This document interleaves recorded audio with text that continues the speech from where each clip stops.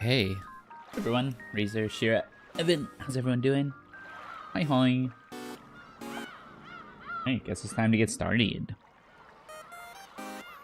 We are here on Rokkenjima, the place that we can never leave, as it turns out.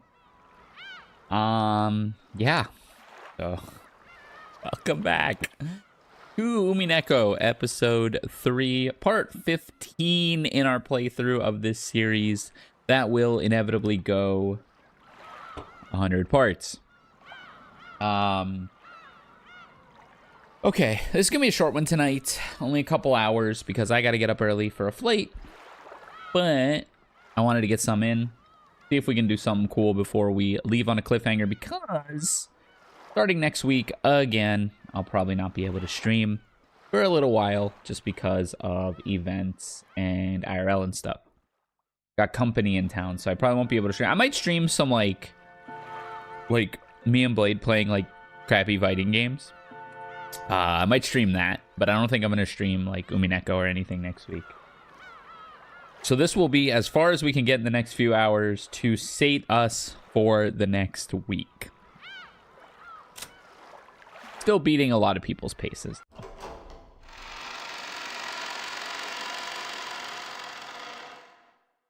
Oh yeah, so the last thing that happened was there was a big witch battle in the courtyard. The servants were all offered up as sacrifices to Beatrice's ritual, killed off by the 7 deadly sins, the 7 sins of purgatory. These 4 went down. Well, these 3 went down. Canon tried to fight. Beatrice said, "Canon, if you can beat all 7 of my servants, I will let you pick the tributes." He beat one of them in a fair fight, but then all 7 of them ganged up on him, which was pretty much expected, and he ended up losing. Shannon tried to defend him with her barrier, and her barrier was very strong. So there's hints that these 2 are just as strong as the 7 sins of purgatory as far as their abilities. Again, hypothetically speaking, if magic were real, right? Because magic's not real.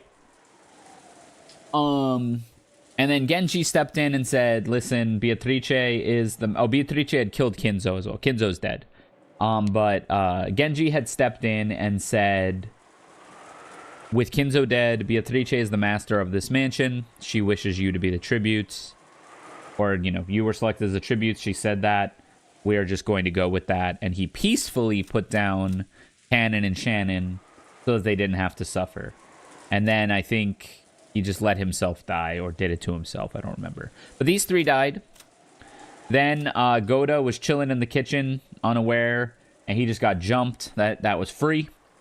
And then Kumasawa was waiting out in the garden when, lo and behold, she created a barrier because evidently within her was awakened a being, a witch, the gray-haired original Beatrice, the one that trained the one that we know.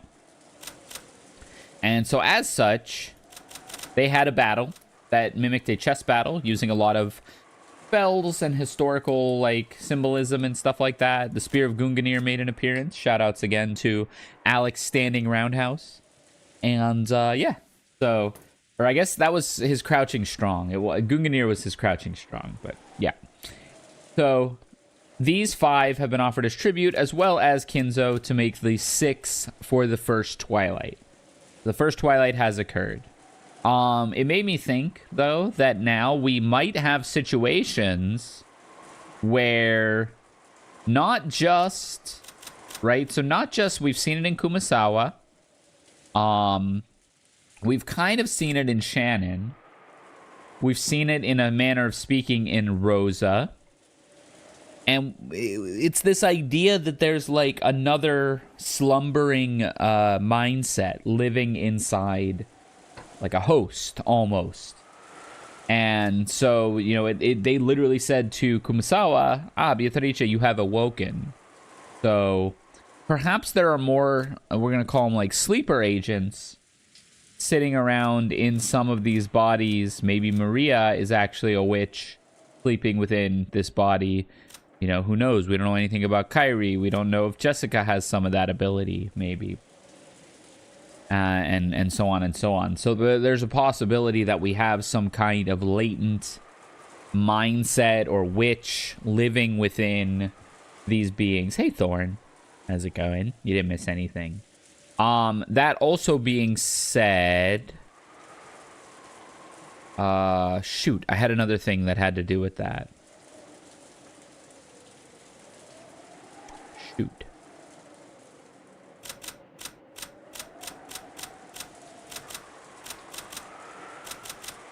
I don't remember now. Crap. No, maybe it'll come back to me. But yeah, that is the story thus far. There would have been no way to tell that morning had come without opening a window and looking up at the cloudy sky, which had become a tiny bit lighter. It wasn't a refreshing morning. All that could be heard was the sound of the rain, which hadn't stopped falling since last night, and the howl of the wind. It's hard to imagine that it's morning. This horrible weather speaks for our hearts. Hey, it could be worse. At least it's just rain and not spears falling from the sky. Whether it's rain or spears, it's sure coming down with a bang. Is it already 6? Isn't this enough? After this, we've got no measures we can take till the mystery 19th person, Beatrice, makes her move. True. However, I believe we have anticipated every trick they might use against us. That's right. As long as the traitor doesn't appear among the siblings, we should be able to deal with most situations. Haven't we talked about this enough? We'd stayed up all night. I'm tired. You're right. How about taking a little rest after eating breakfast? A good plan. Staying up all night is trying at our age. They all stretched. As they all stretched, they enjoyed the unrefreshing morning as best they could. I'll go wash my face or something. I probably look horrible. What is that awful stench? As soon as they exited the corridor, Kyrie openly made a disgusted expression. What is it? Hey, don't you all smell something awful? What is that? Oh, I can't stand it.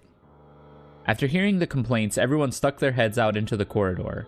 The stench was faint, but once people started commenting on it, it was clearly noticeable.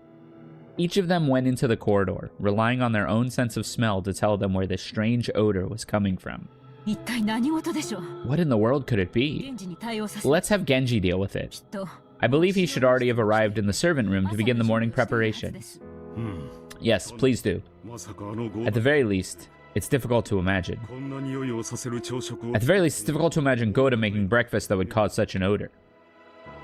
Rudolph and the others searched for the source of the smell and determined that it was coming from underground, from the boiler room. We've been here before. But the door was locked and they couldn't check inside. At the same time, when Natsuhi's group was on its way to search for someone in the servant room, they noticed something strange near the parlor. What is this? What a horrible prank. It's gonna be the symbol. Yeah. On the door to the parlor, drawn in paint that looked like blood, was a strange thing that looked like a magic circle. There's no one in the kitchen yet. What is that? Ava's group, who had thought the smell might be coming from the kitchen, had returned after confirming that no one was in there and that preparations for breakfast had not yet begun. Then they noticed the change to the parlor. It's useless. The boiler room's locked. Wouldn't that be bad if something went wrong with the boiler? Has anyone spotted a servant? Oh. Is one of those vulgar scribbles here too? There was another one on the door to the boiler room. What? This creepy scribble isn't just here, but it's in other places too? Ooh, interesting.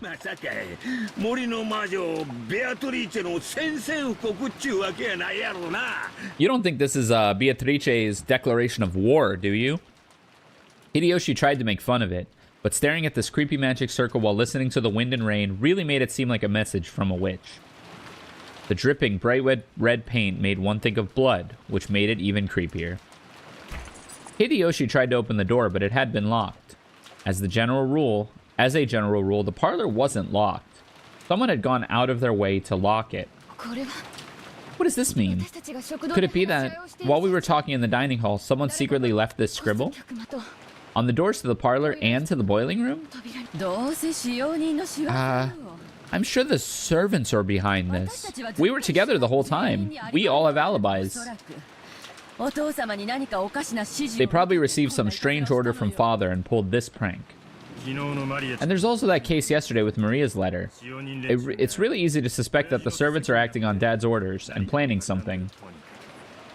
Anyway, where is everyone? They can't be playing hide and seek. Let's look for them. Before that, I'm worried about the children. They are safe, right? I'll go and check. And while I'm there, I'll see if there are any servants there. Then let's split up. While you go to the guest house to see how the brats are doing, we'll investigate inside the mansion. I don't want to think about it, but maybe these creepy magic circles aren't just in places we found them already. We might be wrapped up in some bizarre game of fathers. I will go to him and hear the situation. Though, I doubt he'll listen to me. You don't split up. As a result, they confirmed that the 4 children were safe in the so-called cousin's room on the 2nd floor of the guest house. They had apparently stayed up late last night playing. All of them were snoring loudly, so Rosa decided not to wake them. Furthermore, Nanjo, who had returned early the previous night to rest, was also safe. It seemed he'd believed in the phrase, early to bed, early to rise, and had awoken refreshed. During that time, Kairi and Hideyoshi searched for the servants, but they didn't find them. The servant room in the guest house was also empty. The children are safe. They stayed up too late last night. The servant room is empty. I looked at the shift chart, and the morning shift begins at 6 a.m. They should have started working by now. The nap room is also empty. There were signs that a futon had been slept in, but it wasn't warm. Hey, isn't everyone's reasoning right on this? This is probably a game that Father set up. He must have left these creepy scribbles and hid himself somewhere, trying to make us do something. Are you saying he's trying to see who's fit to succeed his wealth and the headship? Isn't that a bit... No. It might not be strange if Father was behind something like that. After all, Father loves doing things on a big scale. This might have been a finely tuned plan starting as far back as when the epitaph was hung in the hall. In that case, I wonder if they'll give us an announcement of a game, or some explanation of it. It certainly would be nice if an envelope with the crest, like the one that was handed to Maria, were to appear. That's right. Maybe Nissan and the rest have found something like that in the mansion. Nanjo, have you heard anything about this? My apologies. I have no idea what's going on. Me. And yeah, certainly. I would easily imagine Kinzo planning something on this big a scale. Should we go back to the mansion for now? Maybe they found something over there. If I won't be in the way, I shall go too. I'll stay here. The children are sleeping upstairs. We don't know what's happening. We cannot leave them alone. That's right. I'll stay with Rosa and watch over the place. Would you tell that to my husband? Rosa and Kairi remained in the guest house. Hideyoshi went with Nanjo and returned again to the mansion.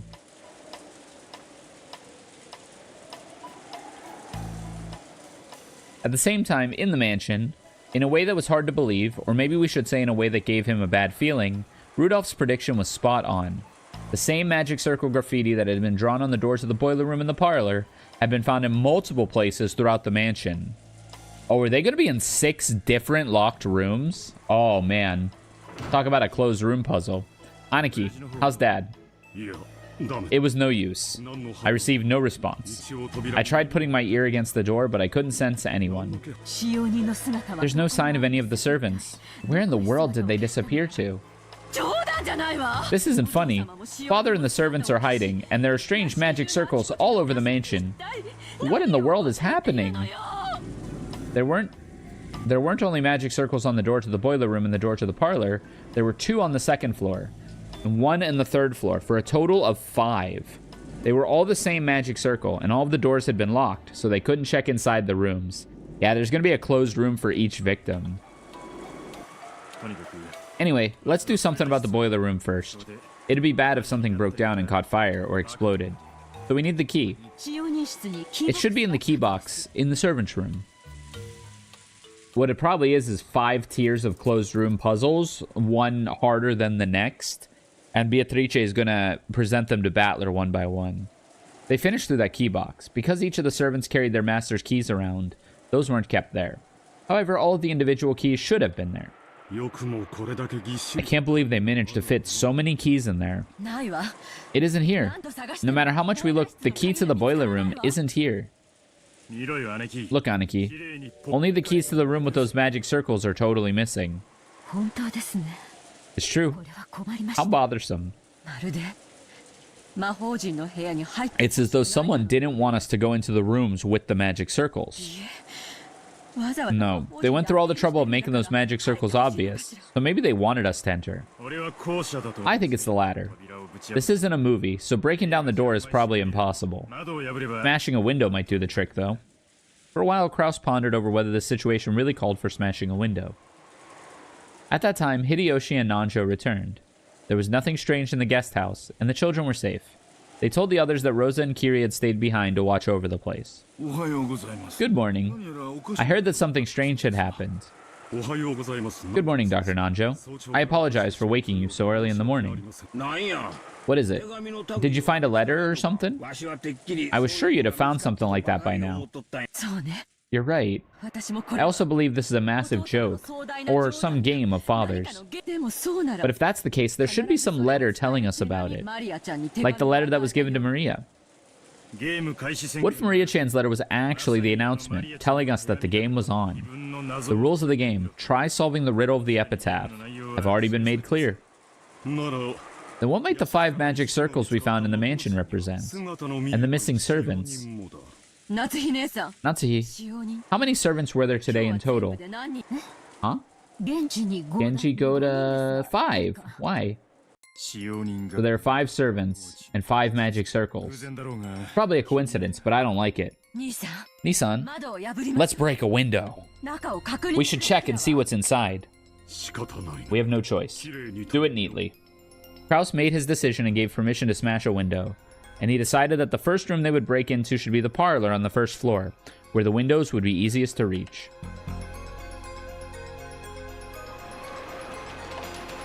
They had hoped to peek in through the window, but the curtains were down, so they couldn't see inside. Rudolph wandered around the garden, trying to find something that would be good for smashing the window. Eventually, he found a rock bigger than a fist and came back. You don't have to smash the whole thing. Just open it enough so you can reach the lock. Don't get your hopes up, okay? Rudolph raised the rock and hit the glass with it several times. Eventually, he succeeded in opening a hole big enough that he could unlock it from the outside. Covering his hand with a handkerchief, he stuck his hand through that hole and cautiously unlocked it. We should probably cover it with packing tape later. The rain will get in. When he suddenly opened the window, the wind and rain made the curtain dance around violently. That curtain was blown to the side. They could see it in the parlor they knew well. They were a little relieved. They'd thought that there might be another bizarre magic circle inside the room, or possibly the traces of some creepy ceremony. In any event, they didn't want to hang around out in the rain, so the 6 of them, Kraus, Natsuhi, Eva, Hideyoshi, Rudolph, and Nanjo, entered the parlor as a group. It seems that nothing in particular has changed. What's wrong? Oh, Shannon! Oh wait, are you okay? What happened? Blood. Doctor, take a look at this. Hey, Shannon, are you okay? Answer me. No, you mustn't shake her. I will examine her condition now. She had been in the shadow of the sofa, so they hadn't noticed her until they'd entered the room. Shannon was lying on the floor, her chest stained bright red with blood. Hey! Battler, where are you? Look. Shannon's corpse is turned up. See? I won't bully you anymore. You can come out. Oh, there you are. What are you doing, clutching at your head in a place like this? Battler was crouching under the table, holding his head. His pitiful figure made it painfully clear that he didn't want to see anything, and he didn't want to hear anything. He had heard Beatrice's sneering voice. Could he not hear, or was he pretending that he couldn't hear? In any event, it was clear that he'd closed up his heart like a shell. Did they talk about CRTs yet? No, they haven't. Or is CRT closed room theory? Then yes. I thought you meant like the Super Smash. I thought you meant like the Super Smash Bros. Peripheral. Oh, maybe you did. Okay.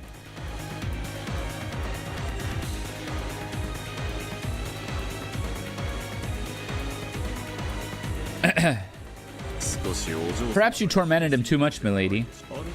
After showing him all that and demanding a counter-argument, I can understand why he'd want to mope around.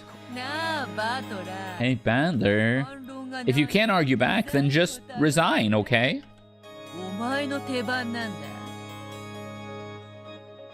It's your turn. If you don't make some move or pass, or else give up, we won't get anywhere. Just a part that I like that I thought was earlier. Oh yeah, no, I don't think so, yeah. Huh? What's that? I can't hear you. I said be quiet. Shut up. A witch? Magic? Why don't you just do whatever you want? I don't believe any of it. Don't talk to me. Don't show me anything. Just disappear. Don't get that annoying face near me. Whoa. Beatrice winced reflexively at Battler's sudden rage. Even if you say that, if you don't finish your turn, then my turn won't come. In fact, I'm the one asking you to stop boring me. Who cares? Be quiet. Shut up. Who cares about your game? I won't go along with it. If your turn won't come until mine's finished, then just wait for all eternity. Judge, slow playing. I don't know. I don't get it.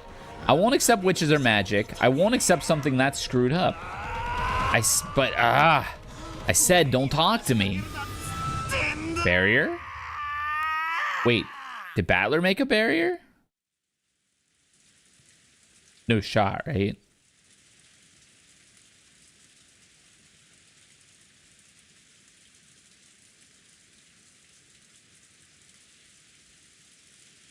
I don't know what's what anymore. After being shown something that screwed up, how could I resist?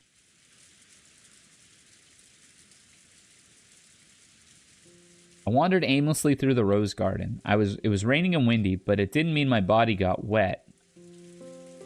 There was just a feeling of isolation as I wandered amidst the wind and rain without an umbrella. Maybe I lost that person's game a long time ago. Actually, didn't we already have a clear winner and loser in the last game? After all, I surrendered for a time. That's why the world was tinted with witches and magic. Right now, Rokkenjima is a different world where witches stride around openly and fire off strange spells. It isn't a matter of accepting it or denying it. Maybe I mistakenly assumed that I was playing a game on an even footing with Beto. Maybe it was already defeated in the last game, and this is just the signing ceremony of my surrender. A minute ago, a terrible battle unfolded in this rose garden. I saw it with my own eyes. Okay, hold on a second. I'm either cooking this to perfection, or I am deep frying this into oblivion. But hear me out. What if Battler is the only one with supernatural abilities?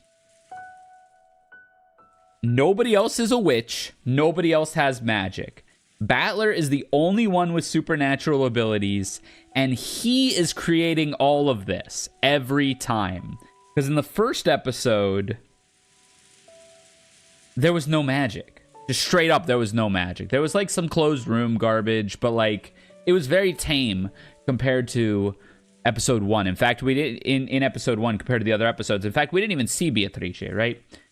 Episode 2, Beatrice actually appeared, and things started to get a lot crazier. Because at the end of episode 1, at the tea party, Battler kind of got exposed to that, and maybe a little bit of that magic got into his head, and he's like, maybe magic is real. So then episode 2 was a little more wild. Now we're in episode 3, and the rails are completely off. And he did scoop in episode 2. He did scoop to Beatrice in episode 2. And you know, she made him like her servant and everything. And so like, is he creating the perception of this world around him? And he's actually, I'm not gonna say a witch, but like he's the one with like magical powers. And in like changing his perception, he's actually imbuing powers onto others in the world and actually creating other beings in the world. And he's writing the story, basically. I'm not hard locking in that theory, but I'm getting a vibe that there might be some element of that in the resolution of this, because it would very cleanly explain the ramping up of magic, and it would very, like, I don't know.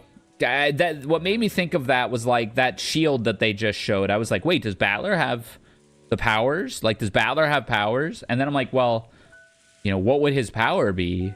And that would make a lot of sense. And it would also be why someone like Beatrice, who might be well-versed in magic, but maybe isn't a witch herself, really wants this individual to believe she's a witch, because as soon as he believes she's a witch, or I should say the more he believes that she's a witch, the more powerful she becomes. It's not that everyone needs to believe in Beatrice to make her more powerful, like they said in the first Tea Party.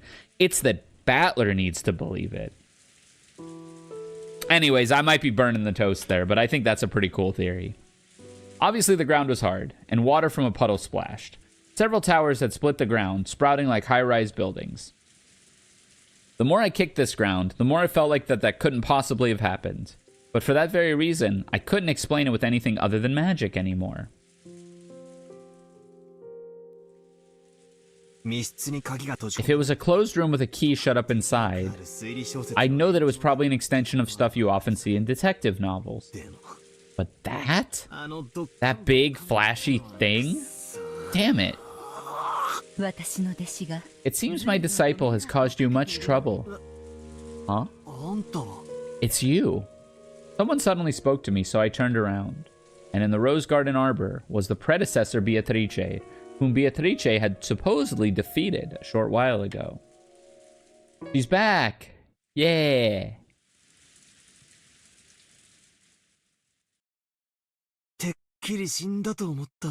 I was sure you died. So you survived? No, I did die. Now I am nothing more than a defeated chess piece loitering outside the chessboard. You're Beto's teacher, right? So in other words, you're a witch too? Yes, that's correct. So basically, that means witches really do exist. And I'm the only one, and the only one who can defeat her isn't me. That'd be you, since you can use awesome magic, right? I'm just useless now. There's nothing I can do anymore. Oh my. Have you surrendered completely? What do you mean surrender? How am I supposed to explain that? Towers sprouting and falling? Huge giants holding shields and throwing spears? Just remembering it makes me feel like I'm going insane. We're way past the point of trying to reason all this out, aren't we? We've left the level of tricks and things that can be explained with human culprits. Like, look at that. Calm yourself. I am nothing more than a piece on that child's game board. After being removed from that board, I am no longer a being capable of doing anything. But you are that child's opponent. As long as you do not give up on your own, you will always have the power to strike back. Shut up. Weren't you also reciting strange spells and summoning towers and spears? What do you mean, strike back? Are you saying you'll teach me magic too? And make me take part in that massive magical battle? If you wish, I could teach you a bit about magic. Oh yeah, just what I wanted. Please, give me some awesome magic to smash through her chest in one blow. Come on, don't screw with me. I hear that in Japanese magic, there's a ceremony used to pray for rain. Do you know of it? A rain ceremony? Is that thing where you throw that stuff into a fire and dance as an offering? That's not magic. They say that the fire causes an updraft, which makes rain clouds gather. That's supposed to be an accepted scientific phenomenon. Oh? I believed it to be a form of Eastern magic. But is that not the case? I believe people offered sacred fire to the heavens, as well as a dance of respect, so that your entreaty for rain would reach the hearts of the gods. Maybe people did that long ago, but most occult things like that have a scientific explanation. Why do things burn? Isn't that because phlogiston is contained in the material? No. Things burn because of a chemical reaction. Lavoisier abolished that phlogiston theory. Why does heat transfer through objects? Isn't that because caloric is contained in the material? I'm pretty sure that was abolished by Joule. Heat is energy, not a substance. You have studied well. Your knowledge is accurate. That's just trivia. Phlogiston, caloric, and eventually ether in God's love. All are powerless before a scientific explanation. In the past, I was told that an apple falling from a tree was thanks to God's love, so that humans could be given food. So even gravity is magic? Well, that's probably the remnants from a period when religion, rather than science, was used to explain everything. Don't you see what she's telling you, Sir Battler? That is correct. In the past, humans called the limits of their knowledge no. They called ignorance itself magic. Like the rain ceremony we were just talking about. Did the people of ancient times realize that there was a scientific explanation? That fire gave rise to heat to cause updrafts and summon clouds? Even without understanding these things, they at least knew the results. Great. So is this not magic, but instead like far future alien technology? That probably happened a lot. That stuff called knowledge of the ancestors. Though, even without understanding the reason, though long experience, they know that they'd actually achieve results. Battler, you just gotta actually your way out. I mean, like literally, though. Phenomena whose principles they don't understand were probably the same as magic to them. Like this person just said, ancient people who didn't understand those principles probably believed that. Through the rain ceremony, their wishes would reach the heavens and make rainfall. Excuse me. To them, that was certainly magic. As long as they didn't understand updrafts. What's updraft? If you push an electrical switch, a light turns on. Children did not know the scientific principles behind why a light bulb lights up. They only know the result when they push the switch. If they obtain such a result without knowing the principles, doesn't that make it magic to them? That's pretty interesting. Well, logically, that's true. For example, I don't have a clue why brawn tubes in a TV show picture. Still, I think it's totally normal to see things shown on a TV. Even if I don't understand the principles behind brawn tubes, I at least know that if I push the switch, I watched it at a TV. Hi, Soma. It's exactly the same as having a rain ceremony without understanding updrafts. In other words, if I don't know the principles, even TV is the same as magic. I think computers are giga magic. Like, computers, like the fact that I'm talking to y'all right now and like you can respond is literally magic. Like it's I think it's actually the same thing. It blows my mind, like just on the fundamental level of like processing power that is required to achieve what like live streaming is. I just think that it's so crazy. And here's where you're like, no, Rysair, you're just talking to your wall. There's no such thing. There's no such thing as streaming computers and stuff. But like you also think about it, and it's like this is happening in a scale of billions at any given time. Yeah. Or even magic itself, I guess. Sufficiently advanced technology is indistinguishable from magic. Exactly. And I mean, that's what Beatrice Gray is getting at here. What Beatrice Gray is getting at here, where she's saying, like, this is just something you don't understand. It doesn't make it magic. But, like, it's kind of magic when you're, like, rising things out of the ground and stuff. Unless they have, like, far future alien technology. You know the structure of brown tubes? Have you ever taken one apart and looked inside? Nope. I think I read about it in a book or something once, but I was complicated. It was complicated. I didn't have a clue.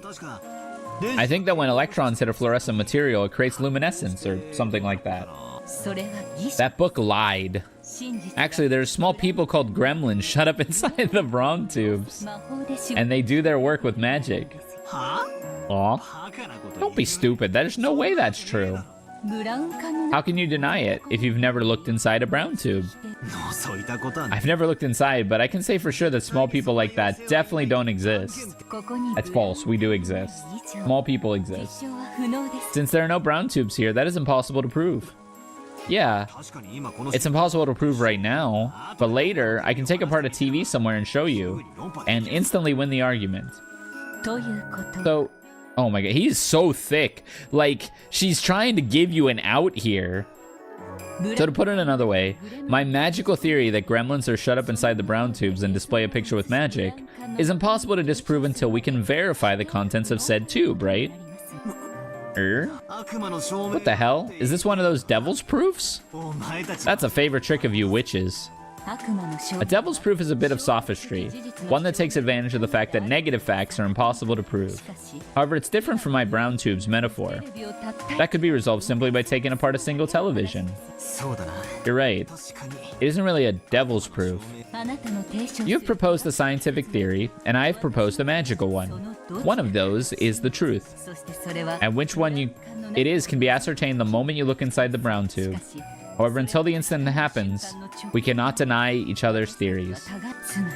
Okay, so essentially what you can say here then as Battler is, you have a whole bunch of towers hidden under Rokkenjima that you can raise with a switch. And until we crack open the ground and look underground at Rokkenjima and see that it's not there, you can't prove me wrong. That would be your tactic here, your gremlin tactic.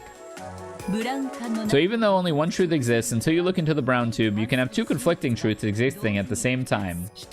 You have a realm in which two truths can exist simultaneously, even though there must be only one truth in existence. Is the cat in the box alive or dead? Here we go. Shoutouts to 999. Shoutouts to Phi and Sigma. If you open the box, you will learn the answer. You will learn the truth. However, Rysair VT is super adorable. Oh, thank you. However, until you open the box, you can claim that the cat is alive, and you can also claim that it is dead. Both claims that are correct truth according to the people making them. And even though the two sides are in conflict, neither can win the argument as long as the box remains unopened. Can't have a VN without Schrodinger's cat, right?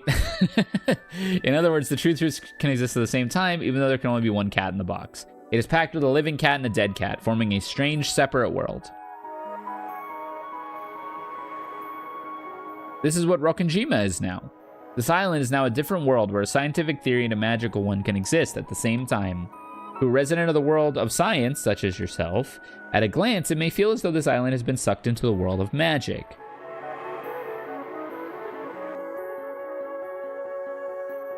That might not be wrong, but it's not accurate. Strictly speaking, it has been moved from the world of science to the gap between the world and the world of magic. So at a glance, it appears to you as though the world is tilted towards a magical side. But in reality, this island is now in a perfectly impartial position with relation to those two opposing worlds.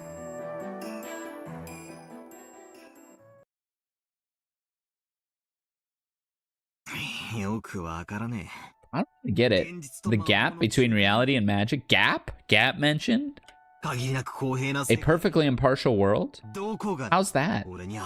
Hasn't pretty much everything that's happened been totally not in my favor? Then perhaps you could think of it this way. This is a trial. Think of it as a court where you and Beatrice are laying out opposite claims. Call it a brown tube trial. Your opponent claims that there are tiny people inside the brown tubes, explaining one thing after another, talking about the lives of those tiny people, what they look like, what type of magical powers they have. And what do? Well, I study in a library and argue back by explaining how brown tubes are constructed.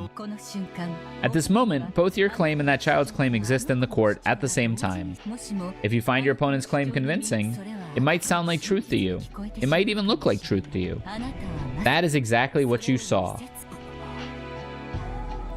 At this moment, on Rokkenjima, witches and magic certainly may exist. However, until the moment that the cat's box is opened, that world is an uncertain wave function. The entire situation can be explained by both sides at the same time. However, there is one truth. That set of truths shrinks with observation, and countless truths are weeded out to become one. It's like when, in court, the judge hands down his judgment. The two truths from the prosecutor and the defense's claims are reduced in number by the judgment and become one.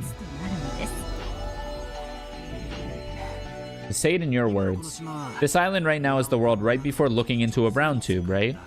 Therefore, the science theory and the magic theory cannot be denied. And since they can't be denied, both can exist as truth. Therefore, both witches and magic can exist. However, at the same time, your opinion of denials also exists as truth. It is a world where two conflicting things can exist as one, at once. It is a world where conflicting truths cannot disprove each other. Have you managed to understand?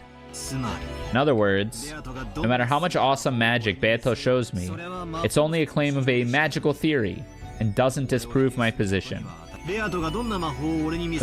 No matter what kind of magic Beato shows me in this world, it cannot be proof that magic exists. That's right. That child might even try to explain an apple falling from a tree with magic, perhaps by shaking her staff and magically plucking the apple, then claiming that to be the thing that made it drop down to the earth. However, that would be nothing more than another claim.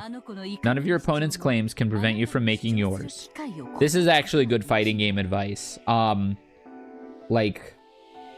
Essentially, don't take anything your opponent says at face value to be true. And by says, I mean does in game. Just because they're doing something that looks like a frame trap doesn't mean it's a frame trap. And you can only find out if it's a frame trap by mashing on it. So, long story short, always mash on your opponent's strings. Thank you. Exactly. Don't trust that their block string is safe. Don't trust that they labbed it out. Let them prove it to you by opening the box and seeing what's inside of it. And then you die, but then you know. In that sense, the world is quite impartial to both sides. Yeah, safe jumps are a great example of that. Not every up forward after super is a safe jump. I get it. Still, by that argument, if I show a sound argument with my science theory and it collides head on with her magic theory, I also can't win against her. Yeah, but you don't have to win, Battler. You just have to not lose. On top of that, the final judgment won't come until we peek into the brown tube. Where is the brown tube of this world? Because it exists, there should be no reason for us to argue. Why don't we just get along and peek into the brown tube? If there really is a tiny person in there, it's my complete loss. Otherwise, it's my victory. There you go, right? Because she hasn't already opened up the tube, you have to know that there can't be a little man in there. Why do you have to hold this debate without looking into the tube? That itself is the game you are being challenged to. Maybe instead of a court, I should use chess as an example. There, victory and loss are not determined by a judge.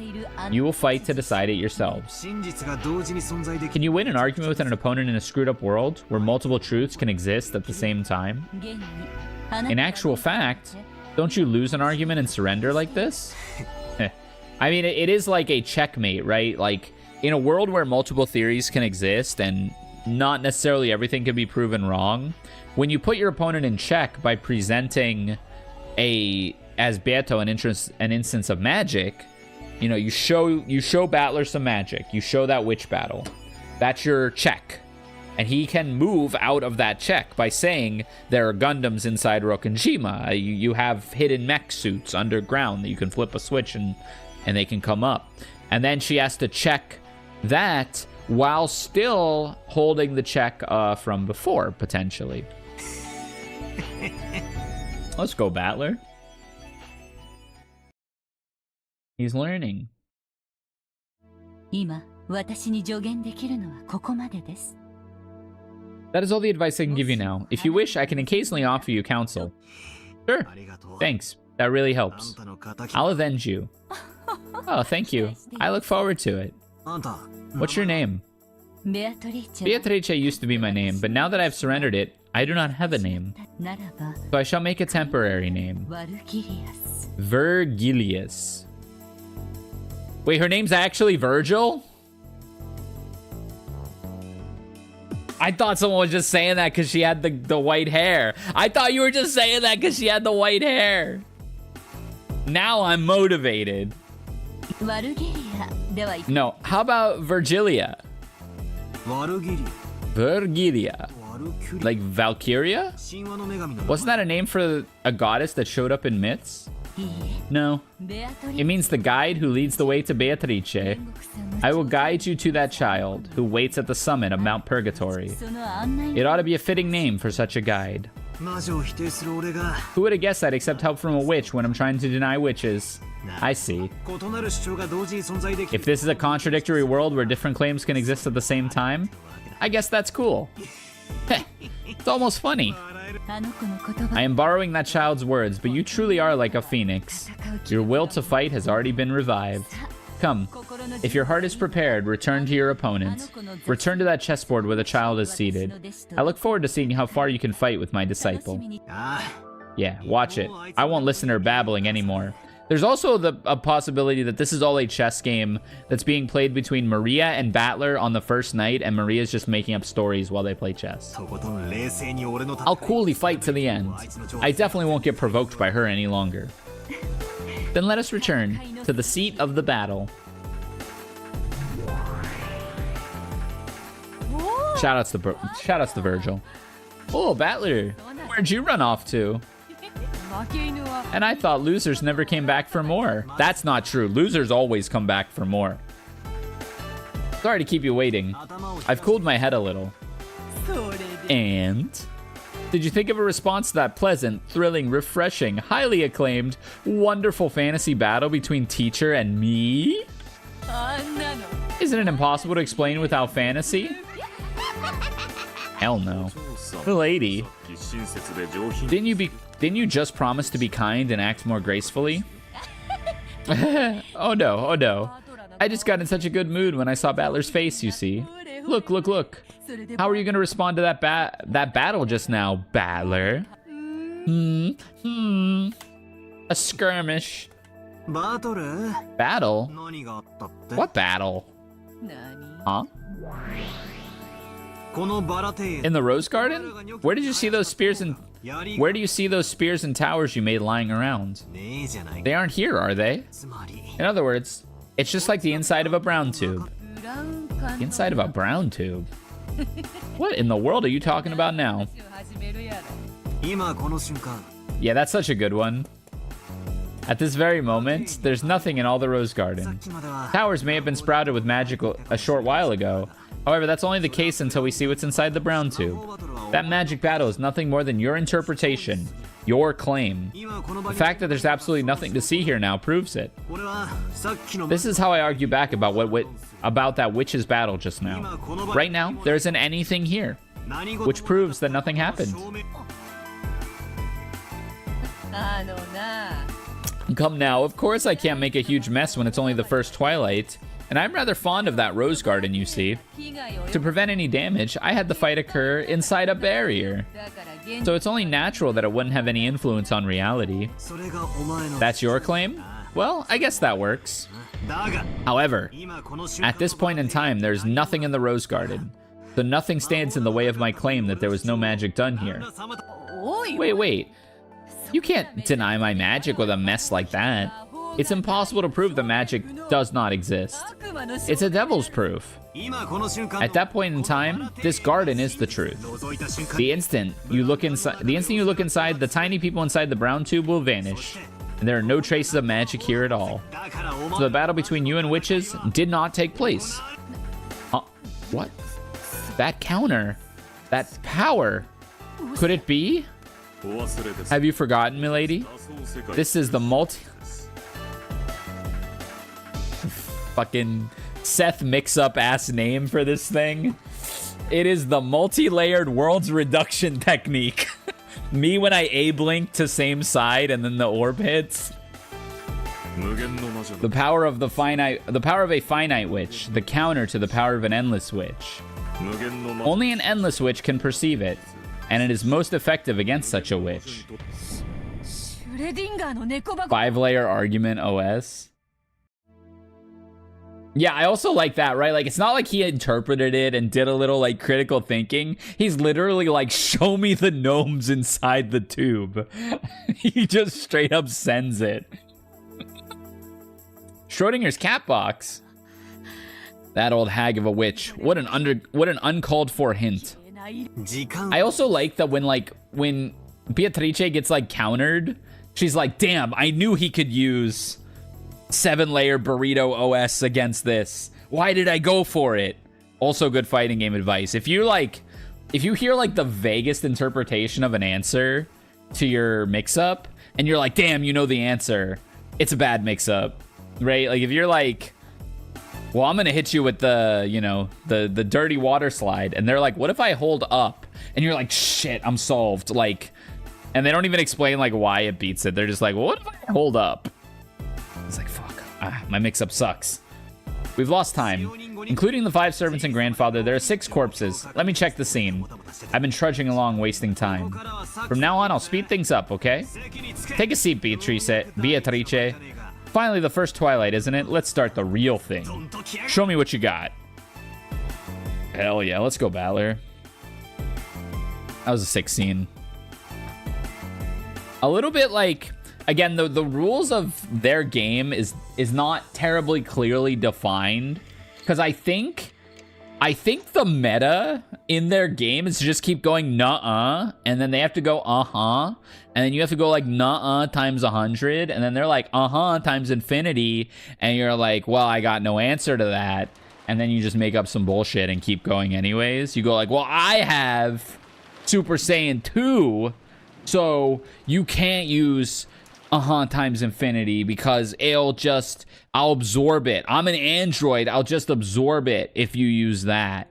So you gotta do something else. And then they're like, well, you know, if you're an android, I'm gonna create a virus.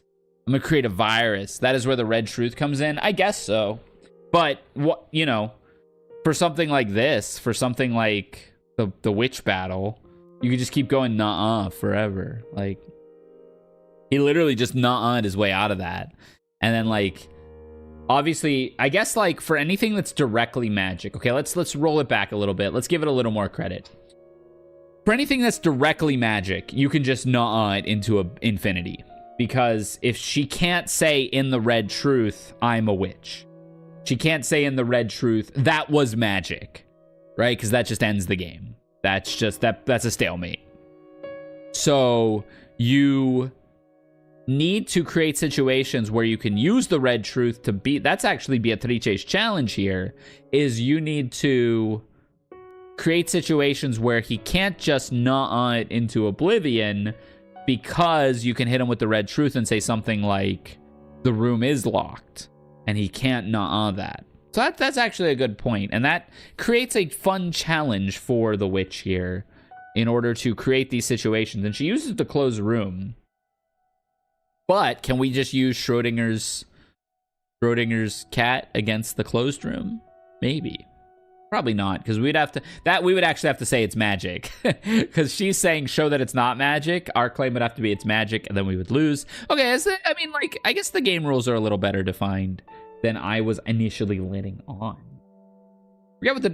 Forget what the adults expected. At least for us kids, this was supposed to be a fun couple days where the cousins deepened their friendship.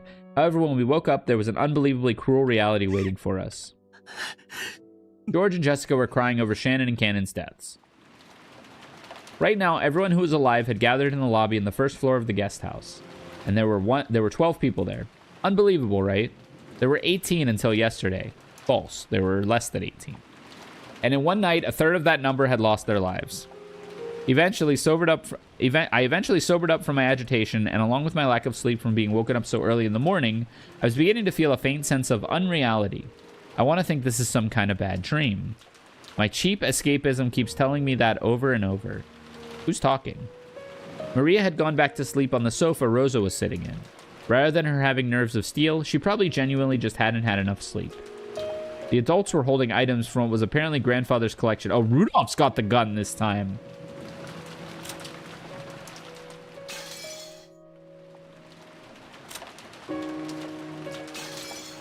Short barrel Winchester rifles.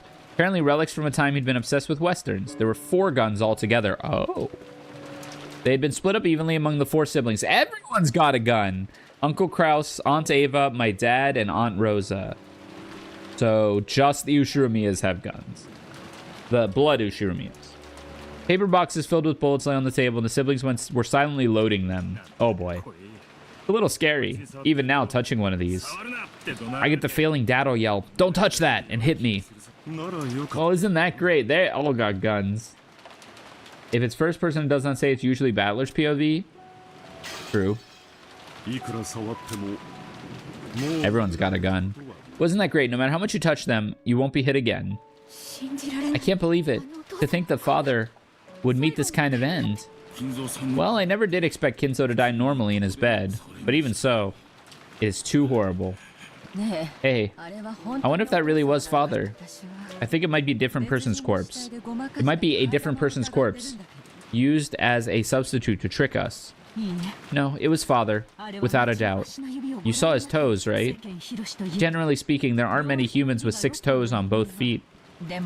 But that doesn't mean that such people don't exist. I've heard that polydactyly isn't that rare a disease.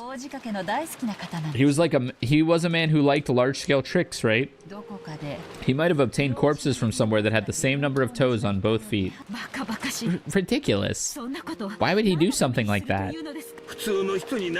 I'd agree if it was a normal person, but this is Kinzo we're talking about. You can't be sure Kairi's talking nonsense. After all, burning a corpse makes it hard to identify. Still, there should be a few ways to examine him from his teeth and bone structure. If the police investigated, of course they'd be able to know whose body it was right away. Problem is, we need a telephone engineer more than we need the police right now. The boats probably won't come in this typhoon. So will they arrive tomorrow? Most likely, the boat will come again at 9 tomorrow. Then I believe we will be able to contact the police. The same for us, and the culprit. Until the typhoon passes, this island will be closed off.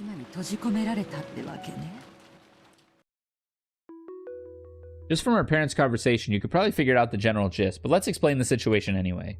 First, early that morning, in various places throughout the mansion, a total of 6 corpses, including grandfather and all the servants, had been found one after the other. Body was found in a burnt corpse from the underground boiler room's incinerator. No evidence of a struggle was found inside the incinerator, so it's probably reasonable to assume that he was burned after his murder. Too bad this time. It was game over right from the start.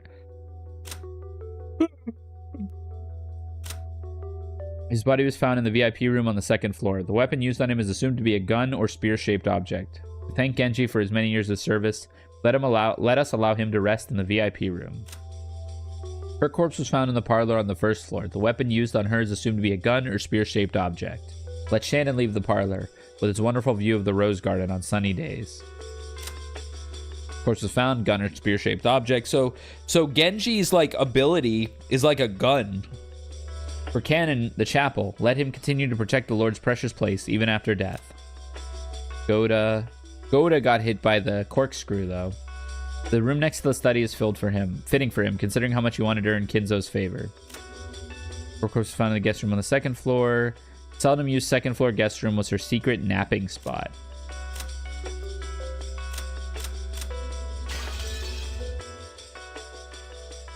Grandfather had been in the boiler room. Hi, Wreath. The servants had died, each shut up in the rooms throughout the mansion that had magic circles drawn on them. The cause of death for the servants was uncertain, but according to Dr. Nanjo's diagnosis, there was a high likelihood that they'd been stabbed by something like a spear, or possibly shot with a gun. This is why the adults had started arming themselves with Winchesters. And what made the situation even more chaotic was the fact that the telephones had become unusable. It was unknown if lightning had caused them to break down, or if the culprit had broken them. At any rate, since contact with the outside had been cut off, we couldn't reach the police. So until the typhoon passes and the boat comes tomorrow morning, we'll have to protect ourselves. After all, Rokkenjima is now isolated by the typhoon, and just as we're stuck on the island, so is the culprit. It seemed that the adults had stayed up all night, holding the family conference in the mansion's dining hall the whole time. And yet, the crime had occurred in the mansion. So right when the adults had been in an uproar over money, the murderer had been killing under the same roof. They say Aunt Natsuhi has been strict about locking the doors and windows at the night. And yet, some suspicious person had entered and left the mansion. The adults had decided that the inside of the mansion was too large to be safe, so they had pulled out the guns and moved to the guest house where we had been. Which brings us to the present. George had begged to see Shannon's corpse, but the adults had refused, saying that he mustn't do anything until the police arrived. That wasn't just because he wanted to see all the That wasn't just because they wanted to seal all the rooms to preserve the scene. After all, the culprit who had killed 6 people was wandering about the mansion. For the Ushirimiya family right now, the mansion that should have been their home was now a danger zone that an unknown murderer could enter and leave at will. After all, it's a huge mansion. There are plenty of blind spots and dark places, and it's too vast to guarantee absolute safety with this number of people. Relatively speaking, the guest house was much smaller. It had 2 above-ground stories, something like 10 or so rooms. Apparently, it had originally been constructed to serve as a small hotel, part of a plan to turn this island into a resort. So it was easier to know what was going on everywhere inside it, and it'd be easier to keep safe. It made for a good place to hole up in. Also, it was extremely likely that this mass murder of 6 people was a game. After all, the culprit had proclaimed so in a letter. I heard that a Western-style envelope with the family crest, just like the one Maria had claimed to receive from Beatrice yesterday, had been found in the boiler room where grandfather's corpse had been discovered. This was what that letter said. So there will be no misunderstandings. The game I seek is for everyone to try and solve the riddle of the epitaph, not for you to try to catch me. If you don't solve the riddle, the pitiful sacrifices will further increase in number. It would be wiser to spend your time solving the epitaph instead of searching for me. No one can solve this riddle. No one will survive.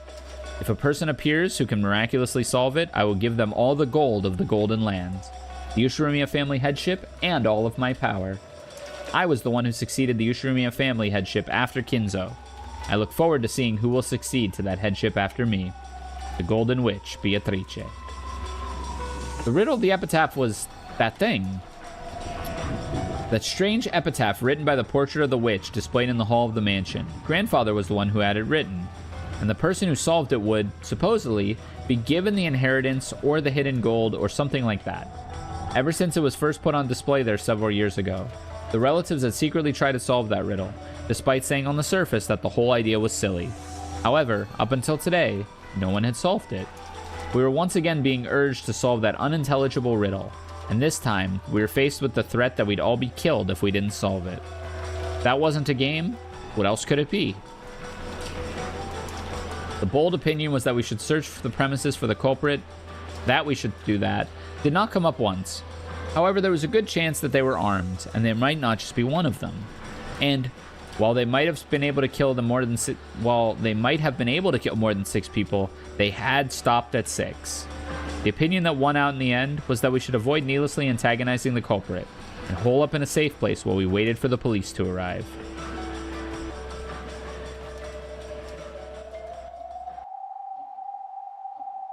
I'm going to go to the end of this chapter and then call it, by the way, because it is, I got to get up at 3 for my flight. After the adults carefully checked the doors and windows in the guest house were locked, they set up camp in the lobby. As they loaded their guns to distract themselves from the tension, their expressions showed that they were already fatigued from this long day, which had still barely begun. There was nothing for me to do. Now all I could do was be taught on how to use a gun. Prepare for that off chance that something happened that led to an excess of gun. That's fine. Just obediently stay there. Me and the rest of you. 6 people in the beginning again, and this time it's grandfather and all of the servants. Most likely, that child has carefully studied your moves from the last game, and has made an optimal move by taking the pieces you are most likely to suspect from the start. That makes sense. That was true both last time and the time before that. The servants, who know everything about the mansion and who walk around with keys, always fall into the most suspicious category of people. A good example in the last game would be Jessica's closed room. If I only accepted that a servant was the culprit, that wouldn't even have been a closed room. And so, that child went straight for them, probably to block off a method of escape you'd be likely to attempt sooner or later. Beato already proclaimed in the red that there are no more than 18 people on this island. In other words, time to give up on that. Now I've got to suspect one of the 18. That child will probably come at you by stealing the pieces for all the 18, while also making an appearance as a 19th person who shouldn't exist. For then you would be forced to accept that your opponent is a witch. After all, now that the intimidation approach has failed, trying to force you to surrender by showing you magic, the only remaining option is a frontal attack. Perfect. Bluffing won't work anymore. Be careful. Deception is what witches are best at. No matter what your opponent says or shows you, I will not be able to threaten the truth that you believe in. Don't forget that. Sure. As if I'd fall for the same moves over and over. Come on out, Beatrice. Let's get started. I'm already seated at the table of the contest. Wait. This song is really good. And my turn is already complete. To think we would end up having Madam as our foe. It will not be easy, milady. Our moves will be read thoroughly. I care not. By now, teachers' moves are all old-fashioned classics. There's nothing to fear.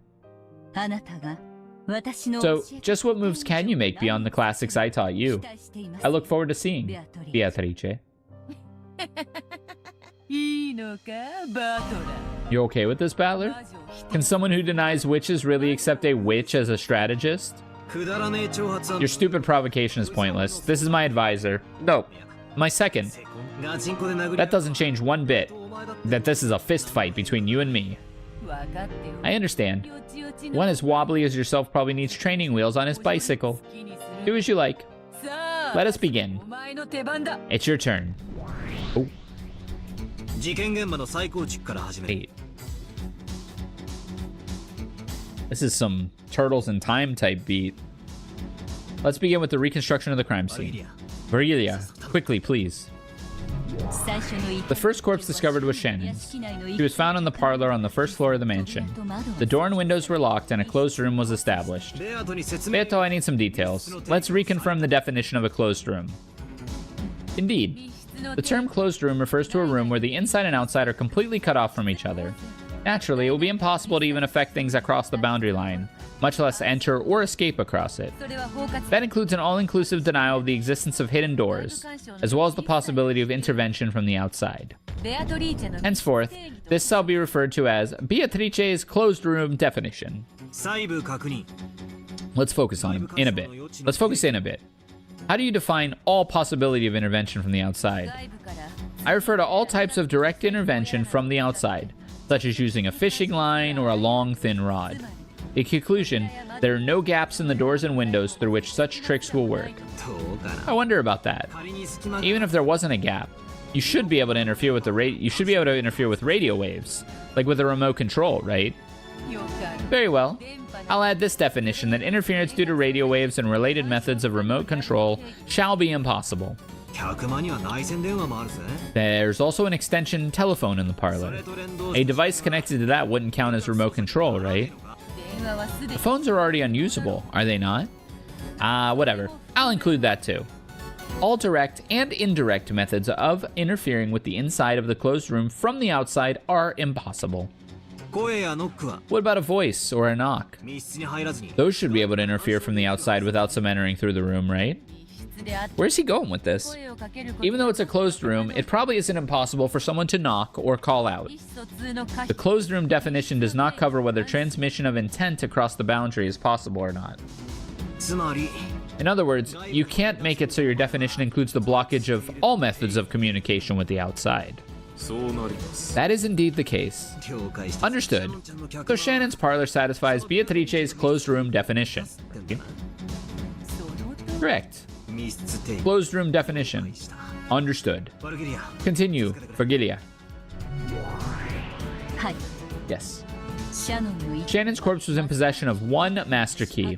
The relatives who discovered her collected this. ベアトに復唱 Beato repeated. How many master keys? The same as last time. There are 5. One for each servant. ってことは Which means this still isn't a closed room. There are still 4 master keys シ left. ャノンちゃんを殺害 It just means that after Shannon was murdered, one of the other 4 keys locked it. 正常 その通りでございます。 Correct. そして And it wasn't only a master key that was found. マスターキーだ。 Yes. 遺体のすぐ Alongside the corpse, there was a Western envelope with the family crest. 手紙を Instead of a letter, the key to the guest room on the second floor was inside it. 2階客室 Ah, they're mixing up the keys. それは Key to the second floor guest room. The only key other than the master key that can open the door on that second floor guest room. Is that definition correct? Indeed, there's no problem. And unlike the master key, only one of those exists. つまり In other words, apart from the 5 master keys, there will only be one key that can unlock certain rooms. これはつま In other words, this is a message telling them to go to the second floor guest room next. なると So the adults move to the second floor guest room. はい Yes. 2階客 The 室 door to the second floor guest room was locked, and a magic circle was drawn in it. The relatives unlocked it with the key and they had found near Shannon's corpse. 室内にて Inside, Kumasawa's corpse was discovered. It was a closed room, one that satisfies her definition. 熊沢は Kumasawa was in possession of one master これを key. 親族が The relatives collected そ this. してシャノン And like in Shannon's case, there was a Western envelope discovered alongside her. Inside it was the key to the third floor waiting room. 親族は The relatives moved to the third floor waiting room. そして So there's a magical circle in the door to the third floor waiting room, and that door was locked? はい Yes. 室内にて Inside this room, Goda's corpse was discovered. The room was a closed room, one that satisfied her definition. ゴーダは Goda was in possession of one master これ key. を親族 The relatives collected it. And like up until now, an envelope was discovered, inside which was the key to the second floor VIP room. 親族は The relatives moved to the second floor VIP room. だってね What's going on here? What are you planning? そうに There's no need to glare, is there? It may be a closed room, but there are still multiple master keys that can open it, correct? And besides the master keys, I've given you keys specific to each room. 気に入らねえ I don't like where this is going, だが but I'm starting to see how it'll turn out. So, 続いてくって it continues like this for all 6 people.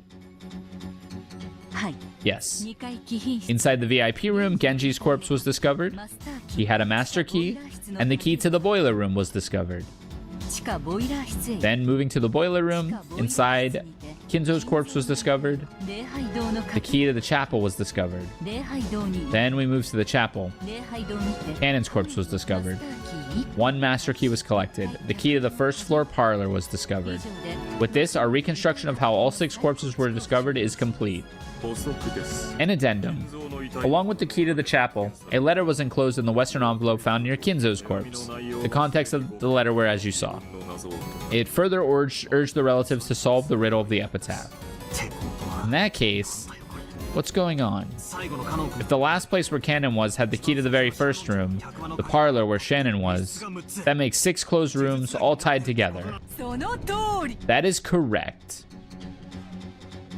6つの密室が The 6 rooms are all tied together. The keys to unlock each one are all shut up inside the next one.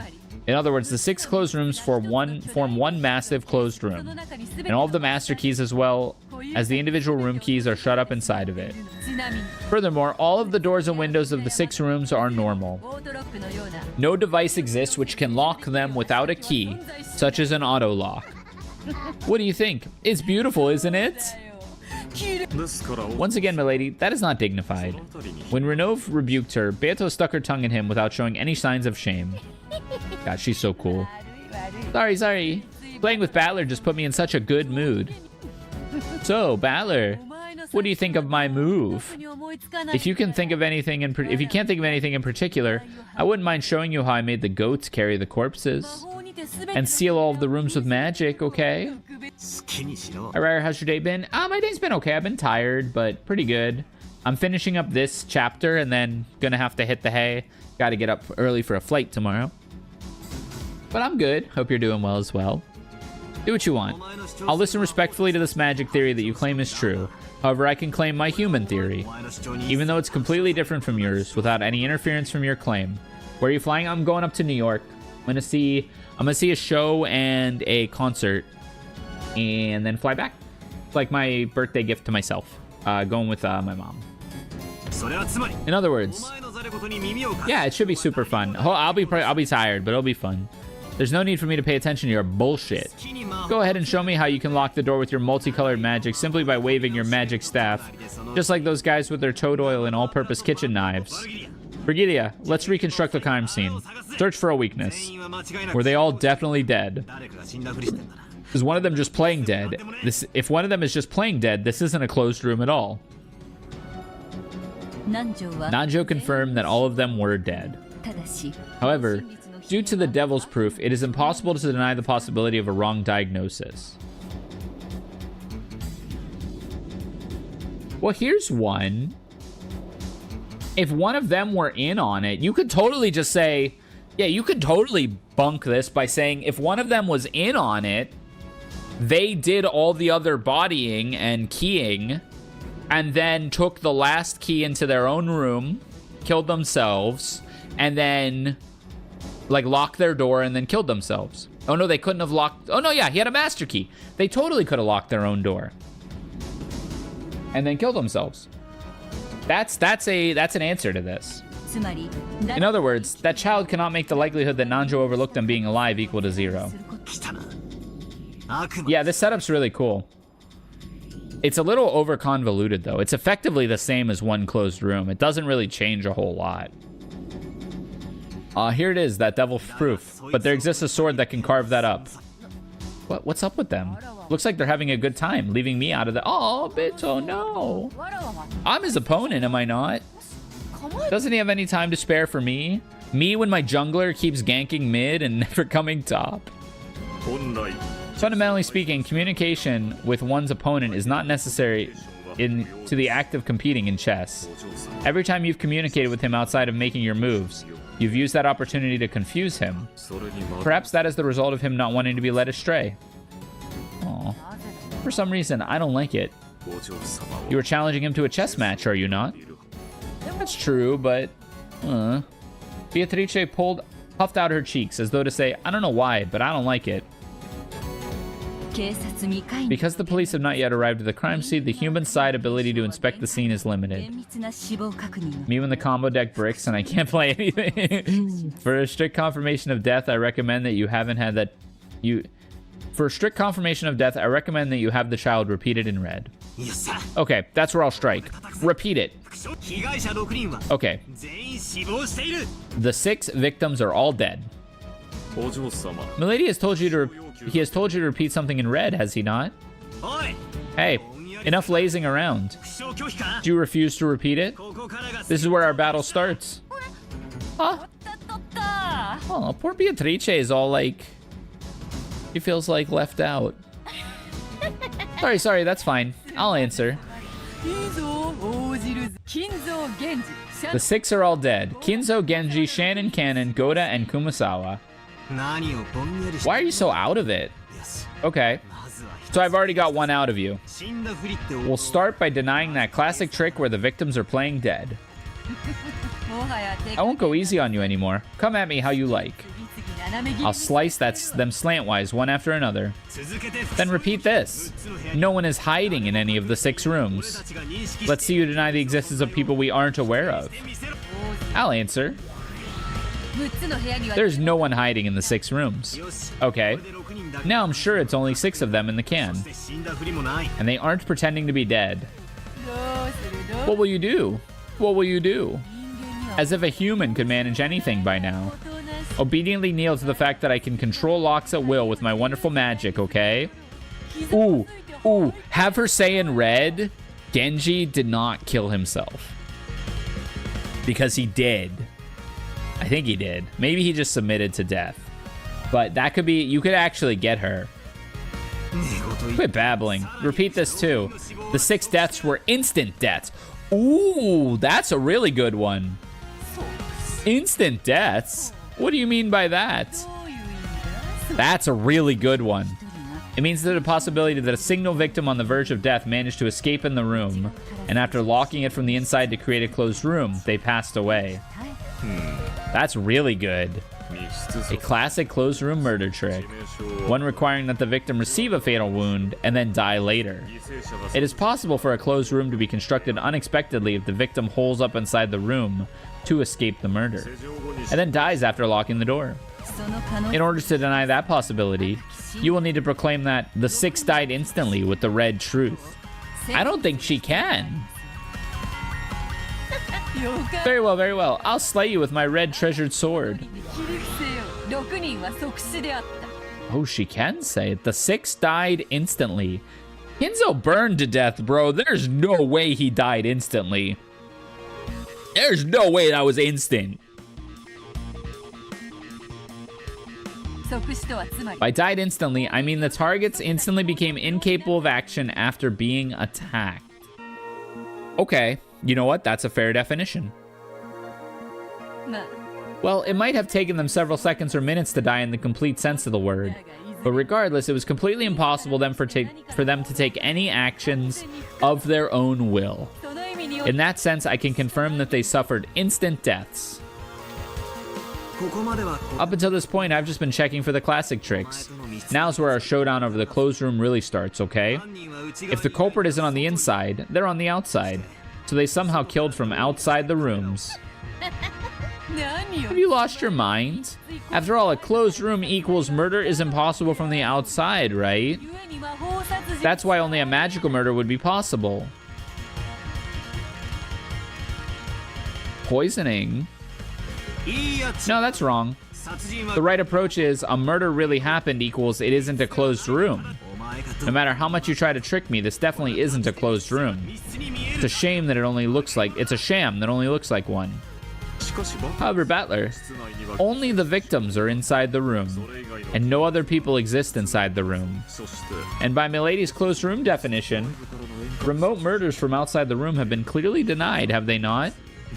Wait, the definition of remote murders is pretty broad, right? It's not just about pulling a fishing line from outside the room and strangling them. For example, a trap would make for an excellent remote murder. A trap? And what might that be? Just an example. Let's say they were instructed to enter the rooms that someone had picked out beforehand and lock the doors from the inside to create a closed room themselves. A trap was set up in those rooms that they didn't know about, and that's what killed them. How's that? That doesn't contradict anything. There are no problems. It corresponds to the existing state. There are no problems on our side either. It does not conflict with our closed room definition. Haha! What's with that stupid reasoning? Nothing suspicious was found in any of the rooms, right?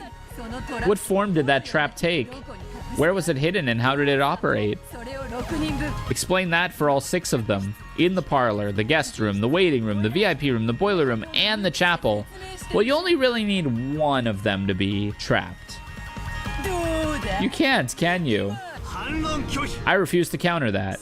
There's no need for me to explain. And failing to do so doesn't damage my claim. What? Beatrice, it's a devil's proof. The fact that he cannot explain the nature of the trap does not in itself deny the existence of such a trap.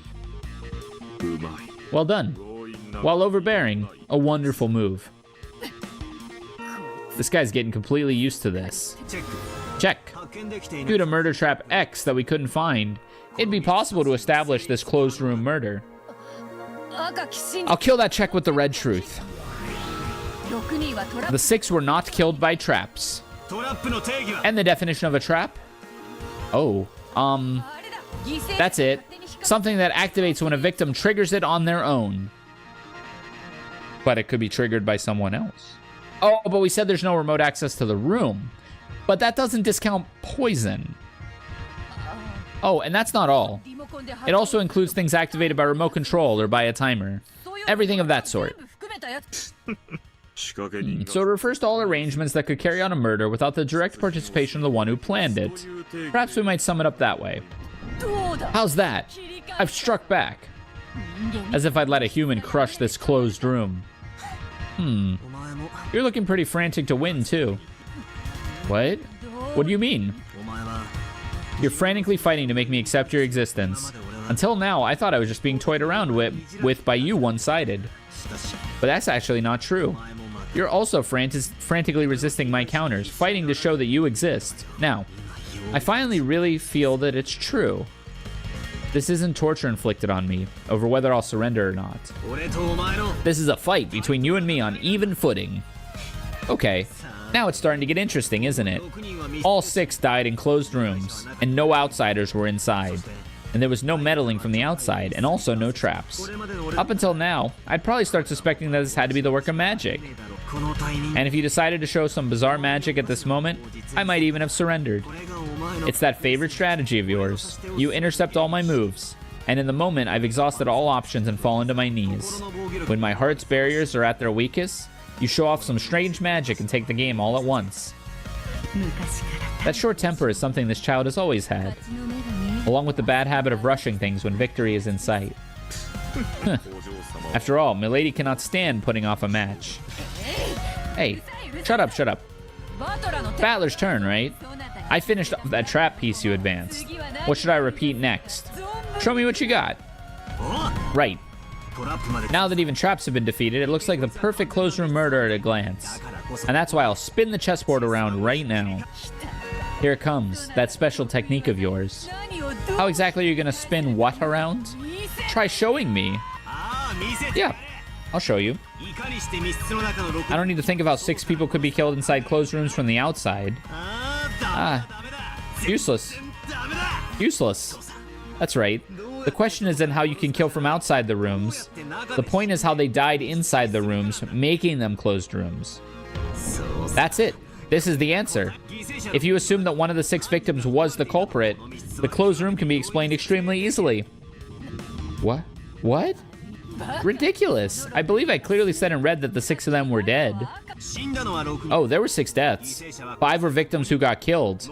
But if you assume that the other person committed suicide, you can destroy this closed room. That was my answer.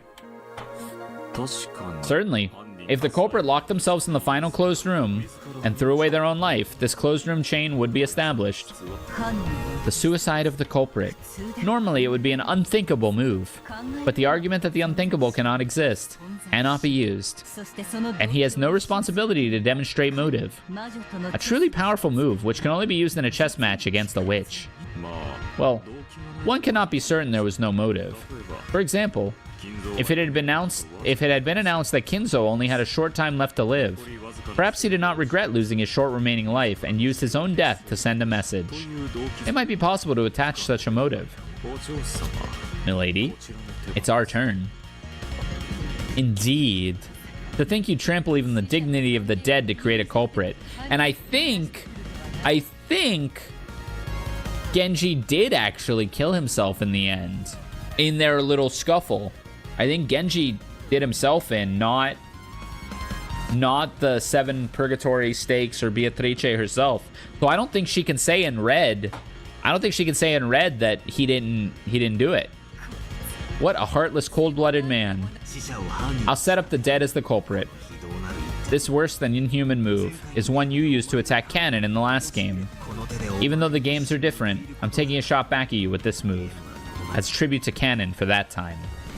Just now, I've freed that Cannon from his regrets. You have no responsibility to hold back here. You should try to confirm that suicide wasn't the cause of any of their deaths. I recommend that you have the child repeat that in red. Right. But if suicide's a naive word that won't corner her. Beato, this'll stop you. Repeat it. The 6 deaths were all homicides.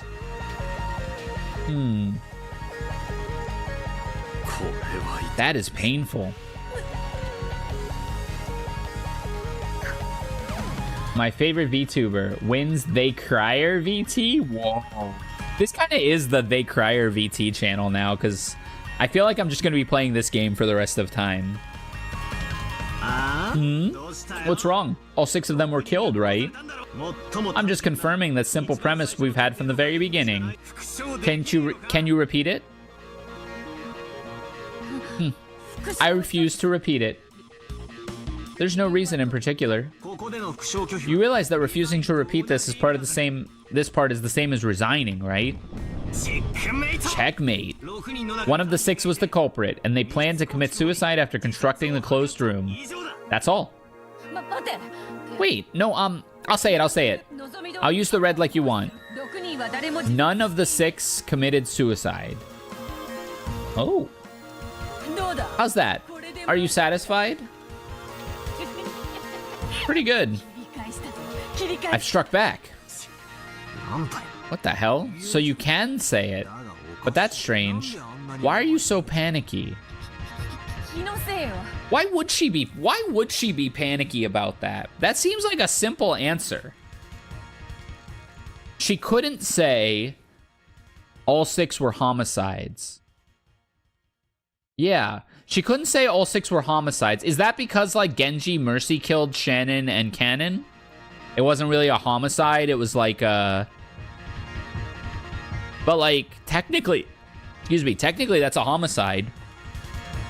Kinzo... Kumasawa... Is Kumasawa the missing link here? Because she's the one whose death we didn't see. I feel like Kumasawa's death has to do with that. Hello, Felipe. Is this actual... Oh, this is actual Umineko? Yes, this is actually Umineko. This is episode 3. So quite a lot has happened. If you are interested in it, I have VODs on the live tab of all the ones. But yeah, they died by tripping on a banana peel. Yeah, it's very, like, it's something like that, right? Like, Kumasawa's death could have been an accident. And she's using a negative here. She's saying none of them committed suicide. But she can't say all of them were homicides. That's really curious. What if one of the old ones just walked into the room and died of natural causes? That would be hilarious. That's not funny, but it is kind of funny. What if Genji fell down the stairs? Yeah, so, yeah, if one of them was an accident, they didn't die. All the other stuff checks out. They didn't die by a trap. They didn't commit suicide, and it wasn't a homicide. If, like, yeah, like, Kumasawa just, like, busted her forehead on the corner of her dresser or something, like, tripped and busted her forehead on the corner of the dresser. Y'all shouldn't be laughing at that, and neither should I, but like the visual is kind of like with this sprite, like with a really old Kumasawa sprite, just like Control R, rotate, and just like turn her into the actual giant foot Monty Python style. Oh yeah, we didn't discount comedic deaths either. It's your imagination. This time, even I'm feeling the pressure. That's right, I don't have any leeway. Pay it no mind. 要求した The line you asked that child to repeat has been altered. ごまかせ Do not be fooled. So they're not all homicides, and they're not suicides, so one has to be an accident. Seems not to have worked, milady. That's right. She didn't say the 6 deaths were all homicides. She changed it to none of the 6 committed suicide, which means one of them wasn't killed. By the way, rip this video. This video is not getting recommended to anyone. I've said suicide like 60 times in the last minute. Ah, I've got it. This is the truth. Culprit X, who was hiding among the 6, murdered the other 5 and then set up a closed room. After that, they planned to escape the room or hide in that room by some method. However, they got into an accident. Let's go. Don't worry, you're probably past the 10-minute mark. Oh, you're only not allowed to say sewer slide at 10 minutes? Or before 10 minutes? Omega lol. Stupid ass YouTube. Why doesn't Renove just do the iconic Renove genocide cutter? He does kind of look like Rugal, doesn't he?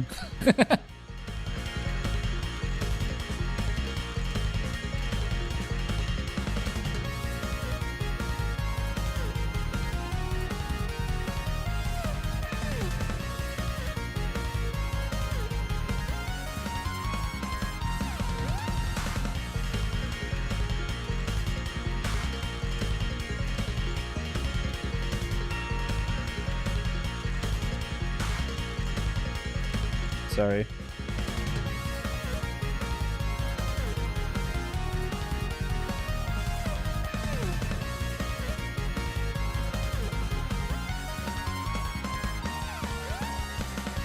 Yeah, this song goes hard. Okay. If the culprit died from an accident that even they hadn't expected, setting up a closed room murder that even they hadn't desired. No need to be quiet. Say the funny TikTok version after saying suicide 3 times now. Yeah, nah, that's the joke. これで決まりだ。 Now it's over, Beatrice. Checkmate. Damn it. の程度で我 To think I'd be cornered by... Did you think I'd be cornered by something like that? I'd never announce my resignation over something like that.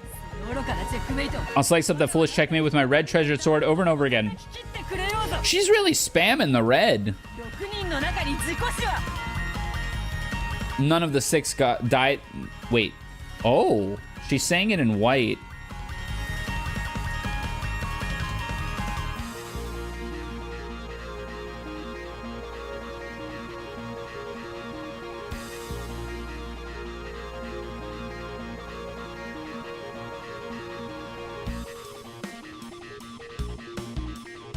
I see if I get what's happening by the context and by playing the fighting game. Oh yeah, not too many fighting game spoilers because I don't know anything after episode 3, and apparently even some of the characters in the fighting game are spoilers. Okay, so this is in white. None of the 6 died in accidental. Oh, Renov cutting in. 失礼。 My apologies. We'd request some time to strategize. しばしのご Please allow us a brief postponement on this matter. 正当な要求です Ooh, it's a fair request. Perhaps you should accept it. おう Sure, take a break. 俺も今まで散々 I've been given those a lot lately. Now it's your turn to take one. ありがとう。 Thank you very much. Come, milady. This way. そして And let us quietly count to 100 inside our heads. Yeah, Renov is definitely getting like a high tier placement for this game. He's so cool. Renov quickly covered Beto's mouth with his hand as she grew through, thoroughly panicked and agitated, suspending the game.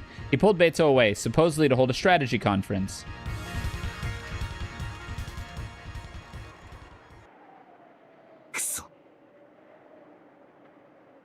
Damn. あの悪魔 That demon butler. ベアトが When Beto got all hot, I had a perfect chance to corner her. チャンスだったんだが Beto normally acted like she was graceful and above it all, but she had actually had a really short temper and got mad easily. So, also, I mean, like, Battler's here like, Beto had to use her butler, haha. You're leaning on Virgil. You are a Marvel 3 player, Battler. You're like, I'm nice, I'm nasty, and you just use Virgil to win. Her usual intellect had less of a voice when she got excited. ロノウェは Renov certainly is thinking clearly. おそらく He probably gave your opponent some time to cool down. That child grew too stubborn trying to remove your check and was about to easily let several large pieces go. After all, the first Twilight is only a skirmish. The correct move at that time would have been to withdraw. What does it つま mean? り俺のチェックメイトは成立したの So this is just quirky, funny anime murder mystery? Pretty much, yeah. There's a lot to it, but yeah, I mean, that would be the best descriptor of it. What does this mean? Did I reach checkmate or didn't I? It's very well written. It's like super fun to read. A lot of the revelations are really sweet. あの子は That child was about to say something in red. You probably wouldn't have reached checkmate yet, but most likely, you can expect our opponents to resign once they've cooled their heads. まさか You're あ choking. の負け Even though she hates losing that much? え What would she be giving up here? Yeah, because she's clearly heated. What would she be giving up by... Oh, would this be the equivalent of saying witches are real in red, which is a stalemate? Would she have walked herself into a stalemate? 負け That's probably what would have happened. 早く Yes, in a losing battle, it is essential to withdraw your troops as soon as it is possible to try to minimize your losses. 難しいのは The difficult part is gauging whether it's a losing battle or あ not. の子の出 Your 自 opponent's butler seems to have calmly made that decision. やれやれ Oh well. つまり In other words, she managed to escape by a hair's breadth. Getting checkmate and delivering the final blow won't be that easy for me. でも However, you should count this as your victory. 向こうはギ It seems that they barely managed to prevent a large loss, but they certainly sustained considerable damage. その傷の What would she have あの lost? 子の狼狽ぶりから What would she have 理 lost? 解できたはずです The よ scale of that child's panic ought to make the depths of that wound quite clear to you. だな Seriously. Feels like she'd start crying if I bullied her 決 anymore. めたら泣き出しちまいそうだぜ As we talked, Renov returned with Beto, who wore a meek expression. She didn't yet have her usual bold smile, but it looked like the blood wasn't rushing to her head anymore. よう Hey, お前の it's your 手番 turn. の次の一 Did you decide on your next move? リザインだ I resign. For now, I will let you have your victory. Beto told me that frankly. Seems she'd taken a far-sighted view, as though saying, if you want to laugh, then laugh. It was a bit of a killjoy, and I lost my desire to deliver the final blow. Well, now that you've resigned, that just means we're even, since my theory and yours can't deny each other. You should treat it more like a tie than a loss. I don't need your discussing sympathy. I'm telling you that I lost this round. When you find a dog drenched with rain, do you have a sudden urge to whack it with a stick or something? Nope. I'm not you. Oh! Even though she ridiculed me horribly when I showed signs of defeat, this is the best she got when the tables are turned. I feel that this was pretty cowardly of her, but I decided to act with dignity and as the victor and let it slide. Beato resigned. That's the one result of the first Twilight. Beatrice couldn't counter my move of one of the 6 was the culprit, and that person died of an accident. No. She probably could have countered it, but for some strategic reason, she admitted defeat. It felt less like I'd won and more like I'd let her slip away last second. So what this really says is there is something to this. There is something to this that gets Battler out of this and provides a non-magical explanation. And it's not that theory. It's not one of the 6 is the culprit and they died in an accident. She could probably deny that in red. Why would she just deny that in red? That means she probably can't deny that in red. If she can't deny that in red, then some part of that is true. Either one of the 6 is the culprit, or one of them died in an accident. What if 5 of them were the culprit, but they all died in an accident? One of the 6 was the culprit, and that person died in an accident. Well, she was about to say... it's way far back, but she was about to say none of the deaths were accidents or something like that. But she wasn't saying it in red. So I think that means at least one of the deaths was an accident. And I think that's probably Kumasawa's.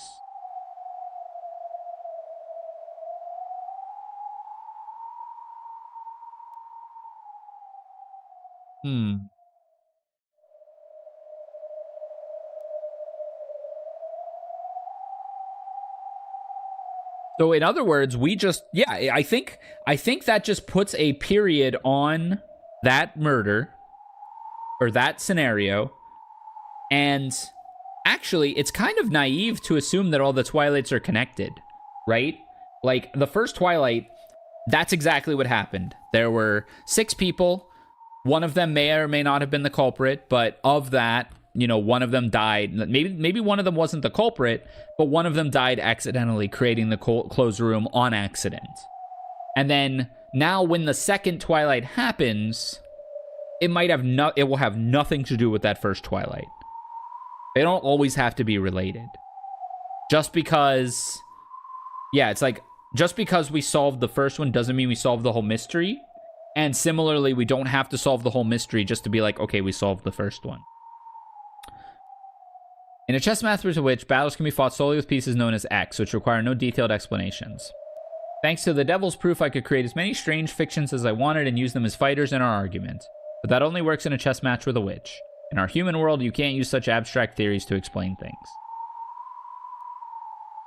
The first Twilight was a chain of 6 closed rooms. It certainly may have been possible for a human.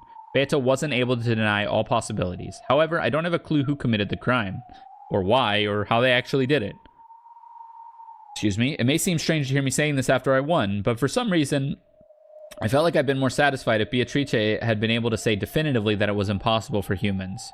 What if, like, the culprit painted a tunnel in the wall and 5 of them died by hitting the wall at massive speed, so it technically wasn't a murder? Yes, I would call that an accident, right? A very cartoonish Hanna-Barbera accident. I managed to avoid specifics using an abstract piece called X, but I couldn't deny the sense that some eerie intent that must never be known was filling up this entire mansion. I also think it's possible that, like, in this world, in the real world, multiple Ushiramiyas are killing multiple people to try to get at the inheritance. And so there's not, like, a singular culprit ever. It's, like, frequently it's just a bunch of members of the family doing.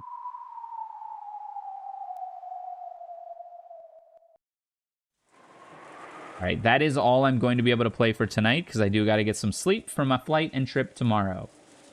I have a friend coming into town all next week, so there will probably be... there might be a stream. Oh, and now I'm interested in Umineko. Well, I have 14 episodes before this if you do want to watch from there. Or I recommend reading it yourself. It's been a ton of fun having me read. Like, for me, it's been a ton of fun to read. So I definitely... if you're interested, check it out. It's really, really... it's fun. Some Ushiramiyas and maybe some accidents. Yeah, like... essentially, all of the stuff that happens on the island does not have to be interconnected. Is kind of the TLDR of that. Various things are happening simultaneously. I think is going to be a large part of how a lot of this gets explained away.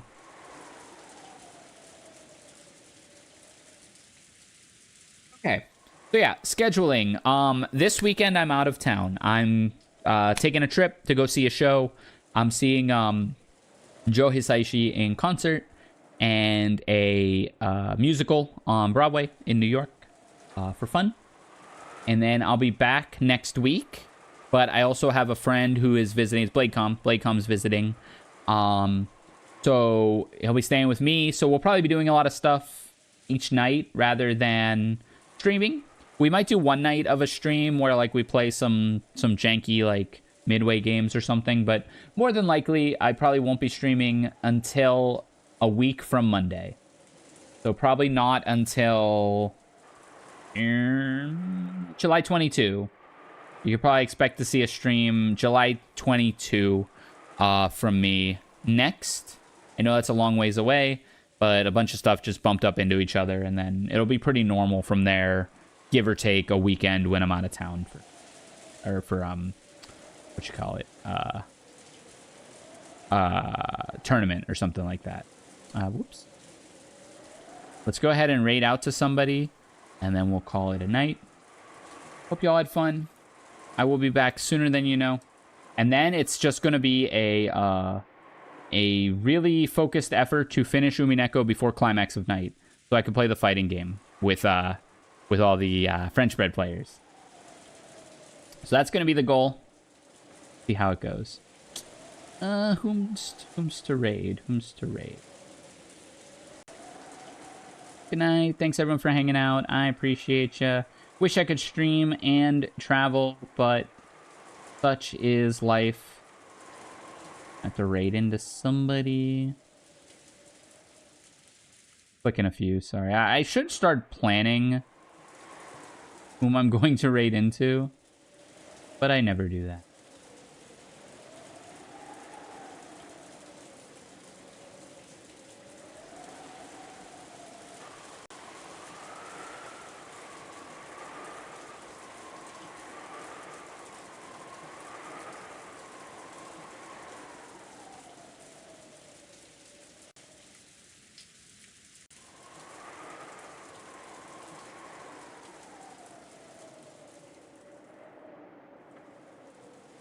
Gonna stream into a random.